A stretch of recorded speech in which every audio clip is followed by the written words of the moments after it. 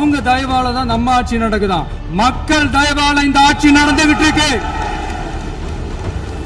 மனசாட்சி உள்ள சக்திகளோட ஆதரவால இந்த ஆட்சி நடந்துகிட்டு இருக்கு. நாங்க தான் அனுப்பி வச்சோம் அப்படின்றாங்களே. அனுப்பி வச்சவங்களுக்கு மினிஸ்ட்ரியில இடம் கொடுத்தா ஏன் கதறீங்க? ஏன் இவ்வளவு கோபம்? ஏன் இவ்வளவு கதறல்ஸ்?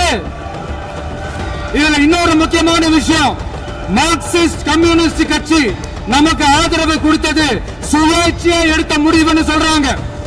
அதே மாதிரி இந்திய கம்யூனிஸ்ட் கட்சி நமக்கு ஆதரவு கொடுத்தது சுயேட்சையா எடுத்த முடிவுன்னு சொல்றாங்க.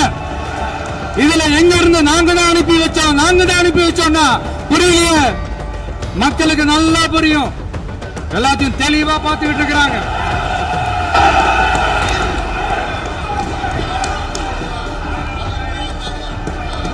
முதலமைச்சர் கண்டினியூ பண்ணலாம். மாண்பு முதலமைச்சர்.